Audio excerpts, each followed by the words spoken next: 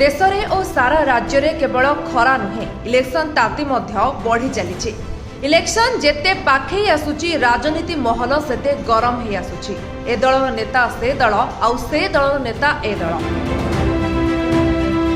खाली सेतिक नुहे भोट पाई ओडिशा नेता कौन राज्य बाहरु मध्य एबे ओडिशा को लागिछि नेता मंत्री को सुआ। बीजेडी बीजेपी आउ कांग्रेस तीन दलर नेता एबे लागिछंती निजर स्थापत्य विस्तार करिवा पाई।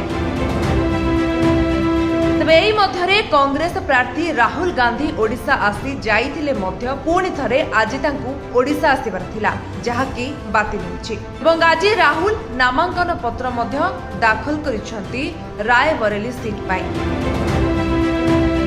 तबे बीजेपी नेता जेपी नड्डा मध्य ओडिशा आसी जाइथिबा बेले पुणी थरे से ओडिशा आसीबाकू जाउछन। तबे गतकाली वैदेशिक व्यापार मंत्री जयशंकर एवं आसंता 5 तारिख रे नड्डा एवं 6 तारिख रे प्रधानमंत्री नरेंद्र मोदी ओडिशा गस्तरे आसीबार कार्यक्रम रहिछि। तबे आसंता कालीठू 2 दिनिया ओडिशा गस्तरे आसीबाकू जाउछंती एस जयशंकर। कटक भुवनेश्वर एवं संबलपुर रे से बुद्धिजीवी को भेटिबार सूचना रहिछि।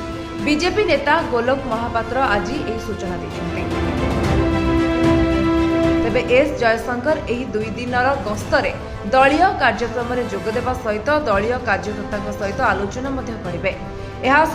से गणमाध्यम प्रतिनिधि आलोचना करेंगे। 5 तारिख रे जेपी नड्डा ओडिशा आसीबार कार्यक्रम रही। नड्डा कटक रे कार्यकर्ता बैठक में जोगदेवे परे भुवनेश्वर आसबे और दलीय नेता सहित आलोचना करेंगे। सेहीपरि निज दल को एवं ओडिशा रे बीजेपी विस्तार करने आशा नहीं 6 तारिख रे आसुछंती प्रधानमंत्री नरेंद्र मोदी। सबु दल निजर कल बल एवं कौशल खटाई निजर राजनैतिक दलर प्रचार प्रसार करुछंती। राज्य रे 3 राजनैतिक दलर ताती बढ़ी चली। भोटर को भरोसार पात्र हेबा पाई सबु प्रकार प्रयास करुछंती 3 राजनैतिक दल। तेबे ओडिशा रे अधिक सीट नेबा पाई लक्ष्य रखिछि बीजेपी। प्रधानमंत्री ब्रह्मपुर एवं नवरंगपुर निर्वाचनी सभा को संबोधन करिवे बोली सूचना रहिछि। तेबे कहिबाकू गले मोदी को टार्गेट रे एबे रहिछि पूरा ओडिशा। सेति पाई प्रधानमंत्री पुणी थरे अर्थात आसंता 11 तारिख रे ओडिशा को आसी प्रचार करिवे बोली मध्य सूचना मिलिछि।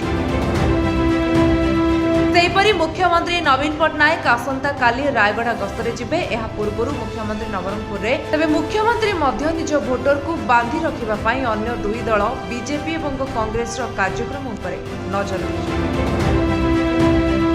Bureau report Vishwavani live.